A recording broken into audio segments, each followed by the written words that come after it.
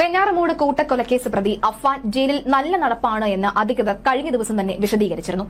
ഇത് കഴിഞ്ഞ ദിവസം തന്നെ പുറത്തുവന്ന വാർത്തയാണ്. എന്തുകൊണ്ട് പെട്ടെന്ന് സ്വിച്ച് ഇട്ടതുപോലെ അഫ്വാൻ നല്ല നടപ്പിന് വിധേയമായി എന്ന ചോദ്യം പലരിൽ നിന്നും ഉയർന്നിരുന്നു. എന്നാൽ സത്യത്തിൽ അഫ്വാൻ നല്ല നടപ്പ് ഉള്ള വ്യക്തി തന്നെയാണ്. വീട്ടിൽ ചെയ്തു കൂട്ടിയ കെടുകാര്യസ്ഥയും സാമ്പത്തിക അച്ചടക്ക ഇല്ലായ്മയുമാണ് അഫ്വാനെ ഈ വഴിയിലേക്ക് കൊണ്ടെത്തിച്ചത് എന്ന് നേരത്തെ തന്നെ പല റിപ്പോർട്ടുകളും പുറത്തു വന്നിരുന്നു. പോലീസ് അടക്കം ഇക്കാര്യം സ്ഥിരീകരിക്കുന്നുമുണ്ട്. മാത്രമല്ല, ഈ ഒരു കൂട്ടക്കൊലപാതകം നടന്നതിന് ശേഷം നാട്ടുകാരായാലും വീട്ടുകാരായാലും അഫ്വാനെ കുറിച്ച് പറഞ്ഞത് ഒരൊറ്റ കാര്യമാണ്: അവൻ നല്ല കുട്ടിയായിരുന്നു, എല്ലാവരോടും നന്നായി പെരുമാറുന്ന കുട്ടിയാണ്, എന്ത് ആവശ്യത്തിനെത്തിയാലും ചിരിച്ചുകൊണ്ടേ സംസാരിക്കാറുള്ളൂ, സ്വന്തം അനിയനെ മകനെ പോലെയാണ് കണ്ടത്, സുഹൃത്തുക്കളെയൊക്കെ മച്ചാനെ എന്ന് വിളിച്ച് അടുത്ത് ചേർത്ത് നിർത്തുന്ന ഒരു വ്യക്തി കൂടിയായിരുന്നു. അങ്ങനെ കൊലപാതകം നടത്തി കഴിഞ്ഞാൽ പിന്നെ അഫ്വാൻ ആള് പഴയ പോലെ തന്നെയാണ്. ആ പാവം അഫ്വാൻ, അതേ പാവം അഫ്വാനെ ഇപ്പോൾ ജയിലിൽ കാണാൻ സാധിക്കുന്നുണ്ടും എല്ലാ കേസ് അന്വേഷണത്തോട് കൃത്യമായി തന്നെ പ്രതികരിക്കുന്നുണ്ട്.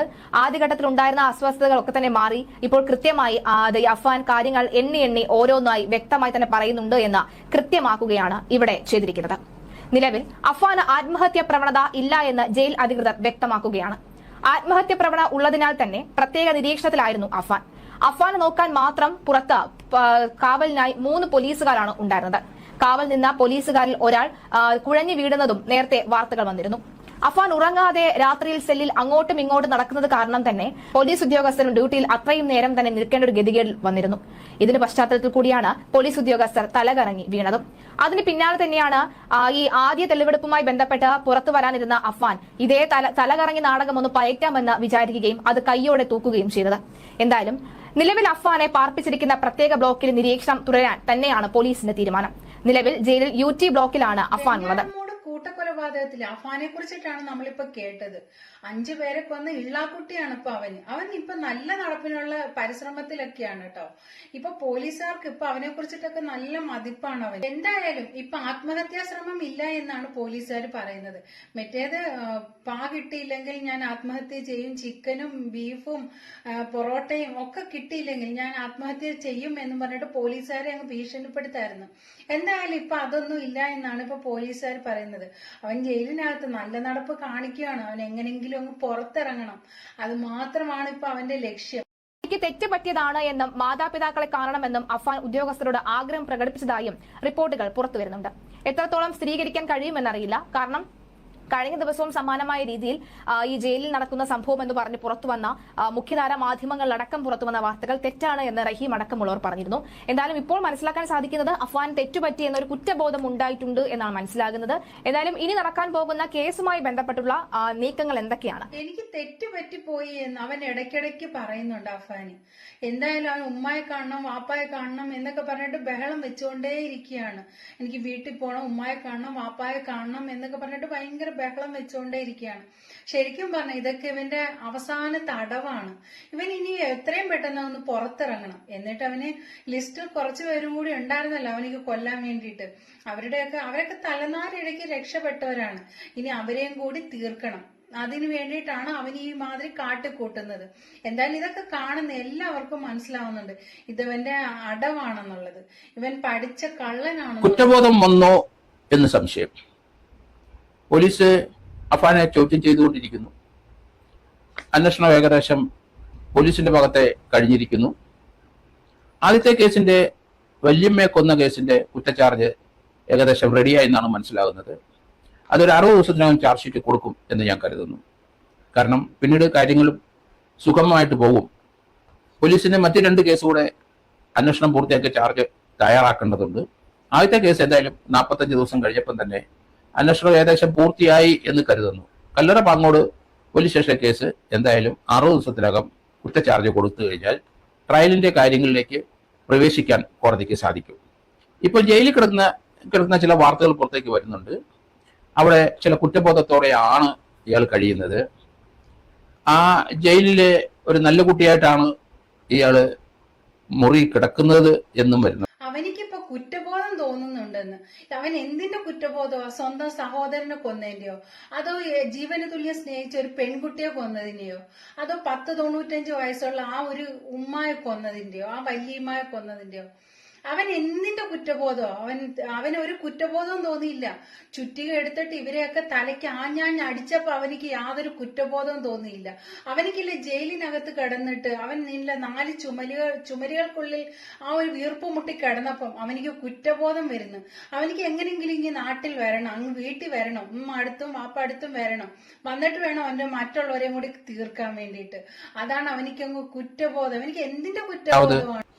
എത്ര നല്ല കുട്ടിയായാലും ജയിലിലെ ഏകാന്ത തടവിൽ തന്നെയാണ്. അയാളെ എപ്പോഴും നിരീക്ഷിച്ചുകൊണ്ടാണ് ജയിൽ അധികൃതർ ഇരിക്കുന്നത്. കാരണം ഇയാൾക്ക് സൂയിസൈഡ് ടെൻഡൻസി ഉണ്ടെന്ന് പോലീസിനും അറിയാം, ജയിൽ അധികൃതർക്കും അറിയാം. ഒരു ദിവസം ഇയാൾ ബാത്റൂമിൽ കയറി കഴിഞ്ഞപ്പോൾ ഹാൻഡ്കഫ് അയച്ചപ്പം ബാത്റൂമിൽ നിന്ന് വെളിയിൽ ചാടിയ ചരിത്രം നമുക്കറിയാം. അതുകൊണ്ട് അഫാനെ ഇപ്പോഴത്തെ ചിന്ത കൊണ്ടൊന്നും യാതൊരു പ്രയോജനവുമില്ല. ഇയാളെ ഈ കൊലപാതകത്തിന് മുമ്പ് ആ അമ്മ ആരെയെങ്കിലും കൗൺസിലിങ്ങിൽ ഏൽപ്പിച്ച് നല്ല കൗൺസിലർ എടുത്ത് വിട്ടിരുന്നെങ്കിൽ ഈ കൊലപാതകത്തിൽ നിന്ന് രക്ഷപ്പെട്ടു പോയാലെന്ന് ഇപ്പം എനിക്ക് തോന്നുന്നു. കാരണം ഇയാള് ഇപ്പോൾ ആ സംഭവത്തിൽ ദുഃഖം പേറുന്നുണ്ട്. ഇയാൾ കരഞ്ഞു, അമ്മയപ്പനെയും കാണണം എന്ന് 21-കാരൻ പറഞ്ഞു എന്നൊക്കെ വാർത്തകൾ വരുന്നതിൽ നിന്ന് ഒരു കാര്യം മനസ്സിലാക്കാം നമുക്ക്. അയാള് കുറ്റബോധത്തിന്റെ വഴി കൂടെയാണ് എന്ന് തോന്നുന്നു. ഇനി കുറ്റബോധം കൊണ്ട് പ്രയോജനമൊന്നുമില്ല. കാരണം കുറ്റം എന്താണെന്ന് മനസ്സിലായി, അത് കോടതിയിൽ ബോധ്യപ്പെടുത്തി കഴിഞ്ഞാൽ ക്യാപിറ്റൽ പണിഷ്മെന്റോ ലൈഫ് ഇംപ്രിസൺമെന്റിലേക്ക് കാര്യങ്ങൾ നീങ്ങും. അതുകൊണ്ട് ഇപ്പോഴത്തെ ആ കുറ്റബോധം നേരത്തെ വേണമായിരുന്നു.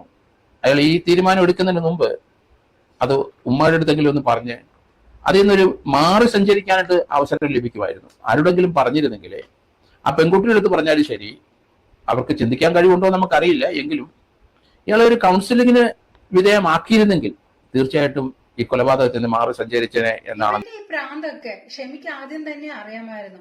ഇവന് ആദ്യം തന്നെ ഒരു കൗൺസിലിങ്ങിന് കൊണ്ടുപോയിരുന്നെങ്കിൽ ഇത്രയും പേരുടെ ജീവൻ ഒന്നും നഷ്ടപ്പെടുത്തില്ലായിരുന്നു.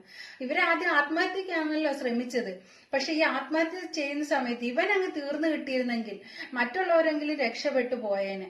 എന്തായാലും ഇവൻ ഭയങ്കര പഠിച്ച കള്ളനാണ്. എന്തായാലും എല്ലാരെയും കയ്യിലെടുക്കാനും അറിയാം. ഇപ്പൊ പോലീസുകാർ പറയുന്നത് ഇപ്പൊ പഴയ അഫാനിയല്ല, അവൻ അങ്ങ് മാറിപ്പോയി എന്നാണ് ഇപ്പൊ പോലീസുകാർ തന്നെ പറയുന്നത്. അവസാന കാലഘട്ടത്തിലെ സാമ്പത്തികമായി ഒരു നിവൃത്തിയില്ലാത്ത ഒരു സ്റ്റേജിലേക്ക് അമ്മയും മകനും എത്തിയെന്നാണ് മനസ്സിലാകുന്നത്. കടബാധ്യത കൊണ്ടാണ് കൊലപാതകം നടത്തിയതെന്നുള്ളത് ലോജിക്കായിട്ട് നമുക്ക് അംഗീകരിക്കാൻ പറ്റില്ലെങ്കിലും അതിലേക്കാണ് പ്രതിയുടെ ഇതുവരെയുള്ള കുറ്റബോധങ്ങളും കുറ്റസമ്മതങ്ങളും. അതുകൊണ്ട് കടബാധ്യതയുടെ കാര്യം ഏറ്റവും അവസാന ദിവസത്തെ അമ്മയെ അടിച്ച് പരിക്കേൽപ്പിക്കുന്നതിന് മുമ്പും അല്ലെങ്കിൽ മറ്റുള്ളവരെ കൊണ്ടുവന്നതിന് തലേ ദിവസം ആ പെൺകുട്ടി കൊല്ലപ്പെട്ട പെൺകുട്ടിയുടെ 200 രൂപ ഇയാള് ഗൂഗിൾ പേ ഉപയോഗിച്ച് വരുത്തി. അതിനകത്ത് 100 രൂപയ്ക്ക് പെട്രോൾ അടിച്ചിട്ടാണ് കൊലപാതകത്തിന് പോയത്. 100 രൂപ കൊണ്ട് ഉമ്മയായിട്ട് പോയി ആഹാരം വാങ്ങിച്ച് കഴിച്ചു എന്നുള്ള വാർത്തകൾ വരുന്നുണ്ട്. കാരണം ഒരു പൈസ പോലും കയ്യിലുണ്ടായിരുന്നില്ല. അവസാനം 200 രൂപ ലഭിച്ചത് ആ കൊല്ലപ്പെട്ട പെൺകുട്ടിയുടെ കാരുണ്യം കൊണ്ടാണ്. അവളുടെ കയ്യിൽ നക്കാപ്പിച്ച പൈസ മാത്രമേ കാണുള്ളൂ. അതിൽ നിന്ന് 200 രൂപ അടിച്ചെടുത്തു ഇവൻ. ആ പണം കൊണ്ടാണ് കൊല്ലാൻ പോകാനുള്ള പെട്രോള് 2 വീലറിൽ ഒഴിച്ചത്. പിന്നെ അമ്മയും മകനോടെ ആഹാരവും കഴിച്ചു എന്ന് പറയും. എന്തായാലും ഇപ്പം ചെറിയ കുറ്റബോധത്തിന്റെ സഞ്ചാരത്തിലാണ് അയാളെന്ന് പറയുന്നതിൽ യാതൊരു അർത്ഥവുമില്ല. അതുകൊണ്ട് യാതൊരു പ്രയോജനവുമില്ല. ഇയാളെ ജയിലിലെ പ്രത്യേക ഒരു ബ്ലോക്കിലാണ്, യൂട്യൂബ് ബ്ലോക്കിലാണ് ഇയാളെ ഇട്ടിരിക്കുന്നത്. എപ്പോഴും അയാളെ വാച്ച് ചെയ്തുകൊണ്ടിരിക്കും. ഫർസാനയിൽ നിന്ന് 200 രൂപ കടം വാങ്ങിയിട്ടാണ് അവൻ പെട്രോൾ അടിച്ചതും പിന്നെ ബാക്കി പൈസ കൊണ്ടുവന്ന് ഫുഡ് കഴിച്ചതും. എന്തായാലും ഇവരുടെ കയ്യിൽ 5ന്റെ പൈസ ഇല്ല. എന്നാൽ 35 ലക്ഷം രൂപയുടെ ബാധ്യതയും ഇവർക്കുണ്ട്. അതും സ്വന്തം ഭർത്താവ് അറിയാതെ 35 ലക്ഷം രൂപയുടെ കടക്കാരിയുമാണ്. സ്വന്തം ഭർത്താവ് അറിയാതെ 35 ലക്ഷം രൂപയുടെ കടം ഒരു പെണ്ണിന് എങ്ങനെ ഉണ്ടായി? അത് ശരിക്കും അന്വേഷിക്കേണ്ടത് തന്നെയാണ്. ഒരു 10,000 50,000 ആണോ 35 ലക്ഷത്തിന്റെ കടം? അപ്പൊ അതിന് പിന്നിൽ എന്തൊക്കെയോ ദുരൂഹതകൾ ഒളിഞ്ഞിരിപ്പുണ്ട്. അത് ശരിക്കും അന്വേഷിക്കേണ്ടതാണ്. ഇതിനെല്ലാം ഒരു പ്രധാന പങ്ക് ആ ഷെമിക്കുണ്ട്. ഈ ഷെമിയുടെ ഈ ഒരു അവസ്ഥ കൊണ്ടാണ്. ഇല്ലെങ്കിൽ ഷെമിയെ ചോദ്യം ചെയ്ത് ഇതെല്ലാം ഇതിനപ്പുറത്തെ തെളിവുകൾ വീണ്ടും കിട്ടും. എന്തായാലും ഇവരെ അറസ്റ്റ് ചെയ്യേണ്ടത് തന്നെയാണ്, ഈ ഷെമി എന്ന് പറയുന്ന അവരെ. കാരണം എന്ന് വെച്ച് കഴിഞ്ഞാൽ ഒരു ഹസ്ബൻഡ് ഗൾഫിലാ, അവര് അയച്ചു കൊടുക്കുന്നുണ്ട് ക്യാഷ്, പക്ഷെ ഇത്രയും ലക്ഷം രൂപയുടെ കടം അതെങ്ങോട്ട് പോയി, എന്ത് ചെയ്ത്, അതൊക്കെ അന്വേഷിക്കേണ്ടത് തന്നെ. എന്തായാലും ഈ അഫാന്റെ ഉടായ്പകളെല്ലാം ഈ ഷെമിക്ക് അറിയാമായിരുന്നു, പക്ഷെ അവര് കരുതിയില്ല ഇത്രയും പേരെ അവൻ പോയി കൊല്ലുമെന്ന് മാത്രം അവര് ഈ ഷെമി കരുതിയിട്ടില്ലായിരുന്നു. അഫാനും ഷെമിയും ഇളയ കുട്ടിയും മരിക്കുമെന്ന് ഷെമിക്ക് അറിയാമായിരുന്നു. പോലീസുകാര് ഷെമിയെ ഈ ഒരു അവസ്ഥയിലല്ലായിരുന്നെങ്കിൽ, ചോദ്യം ചെയ്തിരുന്നെങ്കിൽ പല കാര്യങ്ങളും ഇപ്പൊ തെളിഞ്ഞേനെ. എന്തായാലും ആദ്യമൊക്കെ പറഞ്ഞിരുന്നത് ഞാൻ കട്ടിലേന്ന് വീണു, ആരൊക്കെ എന്തൊക്കെ ചോദിച്ചിട്ടും ഞാൻ കട്ടിലേന്ന് വീണു എന്നൊരു വാക്കല്ലാതെ വേറെ ഒന്നും വന്നിട്ടില്ലായിരുന്നു. എന്തായാലും ശ്രീകണ്ഠൻ നായർ വീട് കൊടുക്കാമെന്ന് പറഞ്ഞതിന് ശേഷം എന്തായാലും മൊഴി മാറ്റി പറഞ്ഞിട്ടുണ്ട്. എന്തായാലും അഫാൻ എന്നെ ഉപദ്രവിച്ചതാണ്, എന്നെ തലക്കടിച്ചതാണ്, എന്നെ ഷോൾ കഴുത്തെ കൂടിയിട്ട് ചുറ്റി വരിഞ്ഞതാണ് എന്നൊക്കെ ഇപ്പൊ പിന്നീട് അത് എല്ലാം നല്ല രീതിയിൽ ഓർമ്മ വന്നു. ആ ഒരു വീടിന്റെ പ്രശ്നം വന്നതിന് ശേഷം, വീടിന്റെ ഒരു ഇത് വന്നതിന് ശേഷമാണ് അതൊക്കെ ഓർമ്മ വന്നത്. അതുവരെ അതും ഓർമ്മയില്ലായിരുന്നു. അപ്പൊ നല്ല രീതിയിൽ ഇവരെ ഒന്ന് ചോദ്യം ചെയ്തിരുന്നുവെങ്കിൽ, ഈ ഒരു അവസ്ഥയൊക്കെ മാറിയതിനു ശേഷം ചോദ്യം ചെയ്താലും പല കാര്യങ്ങളും പലതും ദുരൂഹതയായിട്ട് കിടക്കുകയാണ്. അതിനെല്ലാം ഉത്തരം ഷെമിയിൽ നിന്ന് തന്നെ കിട്ടും. എന്താ ചെയ്യുന്നതെന്ന് ജയിൽ അധികൃതർ എപ്പോഴും നിരീക്ഷിക്കണം. കാരണം ഏതു വിധത്തിലും ഇയാള് ഒരു സൂയിസൈഡിലേക്ക് പോകാനുള്ള സാധ്യത വളരെ കൂടുതലാണ്. കാരണം 5 കൊലപാതകത്തിന് ഒരു വിശദീകരണം കോടതി കൊടുക്കാൻ ഇയാൾക്ക് കഴിയില്ല. 5 പേരുടെ കൊലപാതകത്തെ തീർച്ചയായിട്ടും ശിക്ഷ ഉറപ്പാണ്.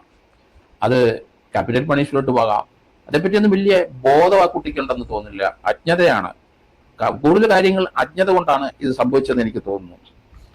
കാരണം ഇതുവരെയുള്ള പോലീസിന്റെ അന്വേഷണത്തിൽ നിന്ന് പല അഭിപ്രായങ്ങളും വെളിയിൽ വന്നെങ്കിലും സാമ്പത്തിക ഞെരുക്കം കൊണ്ടും ഒരു പൈസ ഇല്ലാത്തൊരു അവസ്ഥ കൊണ്ടും തങ്ങളെ ശിക്ഷിക്കാൻ തയ്യാറായ ബന്ധുക്കളെയും തങ്ങളെ മോശമായി ചിത്രീകരിച്ചതും അധിക്ഷേപിച്ചതുമായ ആൾക്കാരെ തന്നെയാണ് കൊന്നതെന്നാണ് അഫാന്റെ വാദം. അതുപോലെ തന്നെ പണം ചോദിച്ചു തന്നില്ല, മാല ചോദിച്ചിട്ട് തന്നില്ല, അതുകൊണ്ടാണ് വല്യമ്മയെ കൊന്നത്. തങ്ങളെ അധിക്ഷേപിച്ച ആളാണ് അപ്പന്റെ ചേട്ടനും ചേട്ടന്റെ ഭാര്യയും, അതുകൊണ്ട് അയാളെ കൊന്നു എന്ന് പറയുന്നു. പിന്നെ അങ്ങനെയാണെങ്കിൽ തന്റെ ഒപ്പം നിന്ന അമ്മയെ എന്തിനാണ് തലക്കടിച്ച് കൊല്ലാൻ ശ്രമിച്ചത്? അതിന് ഒരു വിശദീകരണം മകന് തരാൻ കഴിയില്ല. എല്ലാവരും കൂടെ ചത്ത് ഇവനോടെ ചാകാനാണ് ഉദ്ദേശിച്ചെങ്കിൽ ഇയാൾ ചാകാൻ തയ്യാറായില്ല എന്നുള്ള വസ്തുത അവിടെ നിൽക്കുന്നുണ്ട്. അയാള് എലിവിഷം അല്പം കഴിച്ച് പോയെന്നേ ഉള്ളൂ. അതുകൊണ്ടാണ് പോലീസിൽ പോയി കീഴടങ്ങിയത്. ഇവരെല്ലാം കൊന്നിട്ട് തനിക്ക് ജീവിക്കണമെന്ന് ആഗ്രഹം ഉള്ളതുകൊണ്ടാണല്ലോ പോലീസിൽ പോയി കീഴടങ്ങിയത്. എന്തായാലും ഏകദേശം 45-50 ദിവസം ആകാൻ പോകുന്നു. 60 ദിവസത്തിനകം കല്ലറ ബാങ്കോട്ടിലെ ചാർജ് ഷീറ്റ് കൊടുക്കും. പിന്നീട് പോലീസിന് മറ്റു 2 കേസിനകത്തും ഒരു 90 ദിവസത്തിനകം ചാർജ് ഷീറ്റ് കൊടുക്കാൻ സാധിച്ചേക്കും. ഫോറൻസിക്കിന്റെ ചില റെക്കോർഡുകൾ, ചില റിപ്പോർട്ടുകൾ പോലീസിന് എത്തിയാൽ ആ ഒരു താമസം മാത്രമേ ഉള്ളൂ. ഇൻ ആന്റിസിപ്പേഷൻ ആ റിപ്പോർട്ട് കിട്ടാനായിട്ട് താമസം എടുക്കുന്നെങ്കിൽ പോലീസിന് കുറ്റച്ചാർജ് കൊടുക്കുന്നതിന് തടസ്സമില്ല. പിന്നീട് ആ റെക്കോർഡ് കോടതിയിൽ ഹാജരാക്കിയാലും. എല്ലാവരും കൂടി മരിക്കാനാണ് പ്ലാൻ എന്ന് ഇവൻ പറഞ്ഞിരുന്നല്ലോ. ഇവൻ എല്ലാവരെയും കൊന്നിട്ട് ഒരു ഇച്ചിരി എലിവശം എടുത്ത് കഴിച്ചിട്ട് ഇവൻ ഓടി എന്തോത്തിനാ പോലീസ് സ്റ്റേഷനിലേക്ക് പോയത്? അവനിക്ക് അവിടെ കിടന്ന് മരിച്ചാ പോരായിരുന്നോ? എന്തെങ്കിലും നല്ല രീതിയിൽ എലിവശം കഴിച്ചിട്ട് അവനിക്കും അവിടെ കിടന്ന് മരിച്ചാ പോരായിരുന്നോ? അപ്പൊ ഇവന്റെ ഉദ്ദേശം എന്താ? ഇവനിക്ക് മരിക്കാൻ താല്പര്യമില്ല. മറ്റുള്ളവരെല്ലാം കൊന്നിട്ട് അവൻ ഓടിച്ചെന്ന് പോലീസ് സ്റ്റേഷനിൽ ഞാൻ ഇത്ര പേരെ കൊന്നു, എന്നിട്ട് ഞാൻ എലിവശം കുടിച്ചു. അതൊക്കെ പോലീസുകാരോട് പറയേണ്ട ആവശ്യം എന്താ? ഞാൻ എലിവശം കുടിച്ചു. അപ്പൊ അവനെ ഉടനെ ആശുപത്രിയിൽ കൊണ്ടുപോകണം. അപ്പൊ അന്നേരം അവനിക്ക് ജീവനോട് ഇരിക്കാമല്ലോ ഉടനെ ആശുപത്രിയിൽ എത്തിച്ചാല്. അതിന് വേണ്ടിയിട്ടാണ് അവൻ അങ്ങനെ പറഞ്ഞത്. എന്തായാലും അവനിക്ക് മരിക്കാൻ താല്പര്യമില്ല. മറ്റുള്ളവരെല്ലാം അവൻ വകവരുത്തുകയും ചെയ്തു. അവന് മരിക്കാൻ പേടി, എന്നാൽ മറ്റുള്ളവരെ കൊല്ലാനോ ഒന്നും അവനിക്ക് യാതൊരു പേടിയോ മടിയോ ഒന്നും തോന്നിയില്ല. ഇതിന് പിന്നിൽ മറ്റെന്തോ കാരണം ശക്തമായിട്ടുണ്ട്. അത് ഈ ഷെമിയുടെ അസുഖം ഭേദമായതിനു ശേഷം നല്ല രീതിയിൽ ചോദ്യം ചെയ്താൽ പല കാര്യങ്ങളും പുറത്തു വരും. ഇതിനിടയിൽ എന്തൊക്കെയോ രഹസ്യങ്ങളുണ്ട്. ആ രഹസ്യം എന്താണെന്ന് തന്നെ കണ്ടുപിടിക്കണം. ഈ റഹീം പറയുന്നുണ്ട് ഇവര് തമ്മില്, അഫാനും ഷെമിയും തമ്മില് എന്തൊക്കെയോ കള്ളത്തരങ്ങളുണ്ട്. സ്വന്തം ഭർത്താവിനോട് പോലും പറയാൻ പറ്റാത്ത എന്ത് കള്ളത്തരമാണ് ഈ ഷെമിക്കുള്ളത്? അതെന്തായാലും പോലീസുകാരെ ചോദ്യം ചെയ്യണം. എന്തായാലും ഈ റഹീമിന്റെ കാര്യമാണ് പാവം. കാരണം എന്ന് വെച്ചാൽ ഇളയ കുട്ടി പോയി, ഉമ്മ പോയി, സഹോദരൻ, കൂടപ്പിറപ്പുകൾ പോയി, എല്ലാം കൊണ്ടും നഷ്ടം ഈ റഹീമിന് മാത്രമാണ്. ഗൾഫിൽ പോയി കിടന്ന് നാട്ടിൽ പോലും വരാൻ പറ്റാതെ അവിടെ പോയി കിടന്ന് കഷ്ടപ്പെട്ടത് ഇവനിക്കൊക്കെ വേണ്ടിയിട്ടാണല്ലോ എന്ന് ഓർക്കുമ്പോൾ അയാൾക്ക് ഇപ്പോഴും സങ്കടമുണ്ട്. എന്തായാലും ആ ചെറിയ കുട്ടി മരിച്ചതിന് ഈ റഹീമിന് തീരാത്ത ദുഃഖമാണ്. എന്നാൽ ആ ദുഃഖമൊന്നും ഷെമിയുടെ മുഖത്ത് കാണുന്നില്ല. ഷെമിക്ക് അങ്ങനെയുള്ള ഒരു ഫീലിംഗേ ഇല്ല. ഷെമിക്ക് ആകെ ഉള്ളത് അഫാനെ എങ്ങനെയെങ്കിലും എന്റെ അടുത്ത് എത്തിക്കണം, പുറത്തിറക്കണം. ആര് ചെന്നാലും ഇപ്പൊ ഷെമി പറയുന്ന ഒറ്റ ഒരു കാര്യമാണ്, എന്റെ അഫാനെ ഇങ്ങ് ഇറക്കിക്കൊണ്ട് വരണേ, എന്റെ അഫാനെ ഇറക്കണേ സാറേ, എന്റെ അഫാനെ ഇറക്കണേ സാറേ എന്നുള്ള ഒരു മൊഴിയാണ് ഇപ്പൊ ഷെമിയുടെ വായിൽ നിന്നുള്ളത്.